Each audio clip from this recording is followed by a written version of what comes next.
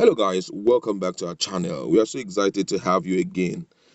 The desired change that Nigerians are looking for, from all indication, is in the hands of the youth, as most of them are no more giving the elders a chance to make wrong decision. And if such opportunity is given to the elders, you see their reaction is always to stand opposite that decision and react vehemently, so that at least posterity can bear them witness that they have done their own bit to ensure a change. And that is what happened when the Ohanese Youth Council reacted after an emergency meeting they had to the meeting that took place in Southeast between federal government delegation and the Southeast governors and leaders over some very key issues that they brought into discourse. Their anger revolves around the fact that some of the things that should have been discussed was swept under the carpet, and they were there talking about things which are overly unnecessary, and they condemn in strong terms their attitude. And I'd like you to just hear it out, hear what they say.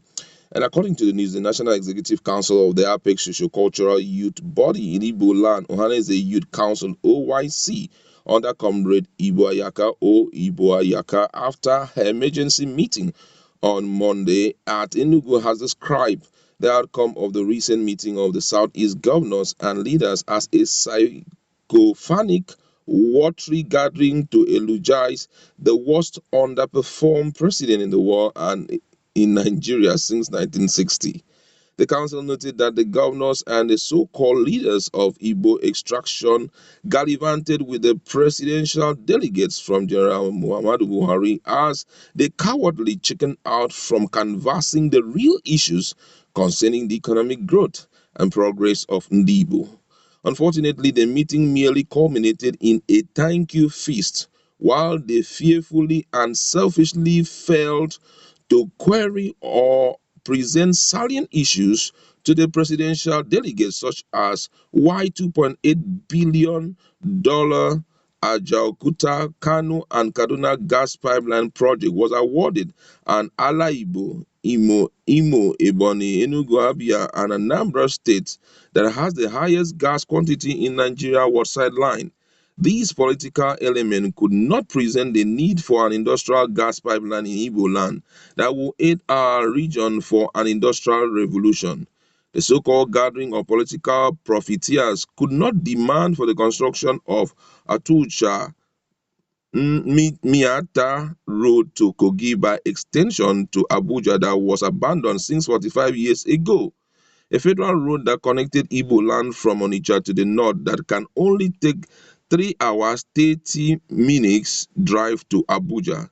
It is a pity that our political office holder in Igbo land deliberately shielded away from bringing on the table the overdue demands of Igbo to have a regional security outfit like Omotekun. It is also very sad that Southeast governors and other political slaves tools to the northern political mafians could not present the burning issue of restructuring as a collective position from Debo, which is the lasting solution for the age-long political instability and crisis in Nigeria. It is now obvious and quite unfortunate that these political opportunists, leeches, and self-glorified leaders have lost their sense of humanity and must be retired come 2023.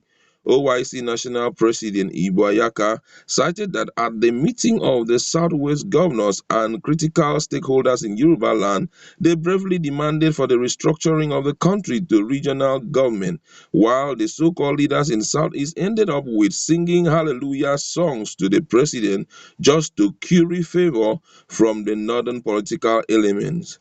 OYC reminded the Southeast governors and the so-called leaders that they have lost the respect and control of the Eastern people, especially Igbo youths, stressing that the upcoming protests that will be geared towards ending the current unitary system of government to pave way for true federalism can't be controlled by selfish leaders in Igbo land.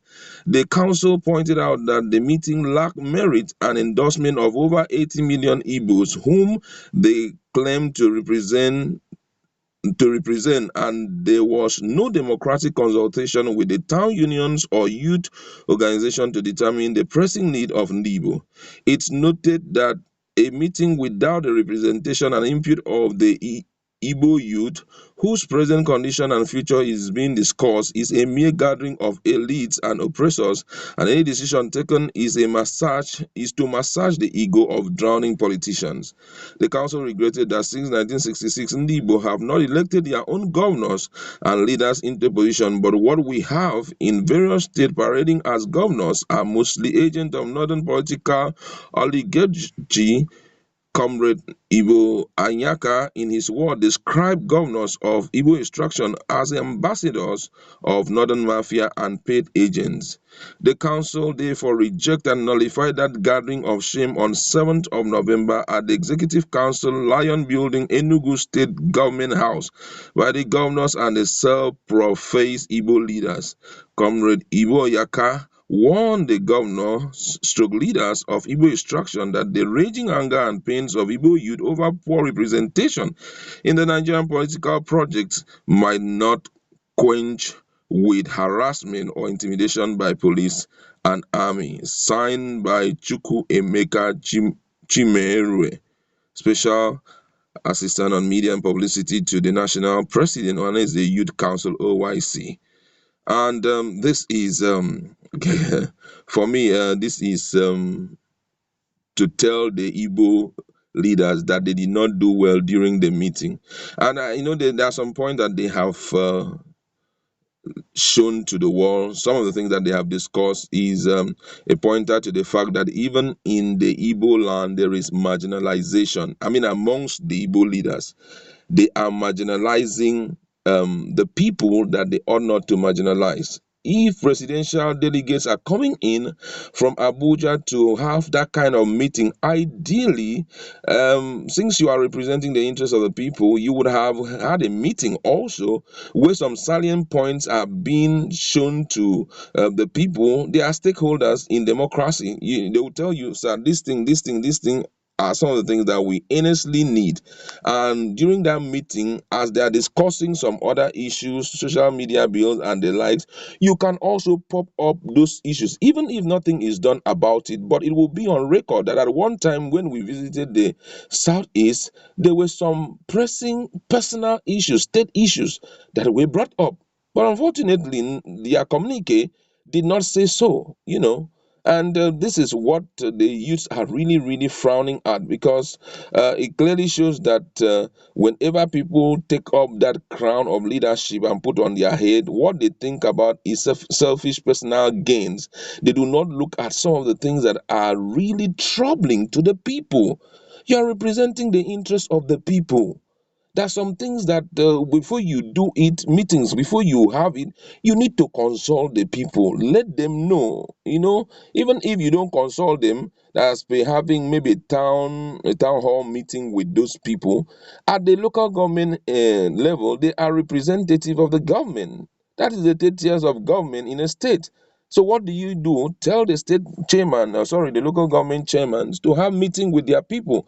Bring up some of the salient points that when we are discussing it will be the heart of the people that we are pouring out to the federal government, because you may not know right there in your government house some of those things which are overly important to them. You may not have an idea, and that is how it will, before you know, the federal government will know about some of the key things bothering them, than to go and allow yourself to be possibly overpowered by the issues that the federal government is bringing to the people. Because when the most trending of all issues discussed during that meeting in Enugu between the Southeast leaders and the federal government delegation was actually regulation of social media. All what they needed was support from the governors, so that by the time they start pushing it, they say, well, we've been able to secure, from the governors their support in respect to regulation of social media. That's the only thing they really came to do. All those issues of, say, unemployment and all of that, it wasn't really pertinent. That's why Lai Mohammed was a part of that trip. So I feel that when such issues are coming up, the governors, if truly they are representing the people, they can, stand out and say, well, as much as you are bringing up this issue, for us, from this Southeast, we will tell you that social media regulation is not topmost in our priority. because there are more pressing issues that can cause the youths even to live tweeting on social media and coming to and working together for the growth of Nigeria. And you begin to bring up those issues, they will be the ones to celebrate. By the time you begin to see snapshots of some of the developmental projects that the government had carried out on social media, they will be the ones to trend it. So let's concentrate on some of the needs of the people. That will make a great deal of sense than for you to just allow them to come and you guys will just laugh over issues and pretend as if nothing is happening. It's really troubling. Possibly why they were laughing over it was because there was already a plan on ground for the Southeast Governor Forum chairman to move to APC, because that's just it. After that meeting, he had already told Nigerians that by today he will be moving to APC. So if I'm in the camp of APC, why should I begin to antagonize the present day government with the needs of the people? Because that's how they're looking at it. Anytime the people bring up their needs, the government will say that we are antagonizing them, which is not part of the tenets of democracy. Some of those things we need to sift it out so that we can make democracy grow in Nigeria. I'd like to leave it there. But go to our comment section. What do you think about the reaction of the youth towards the meeting that the presidential delegate had with the Southeast?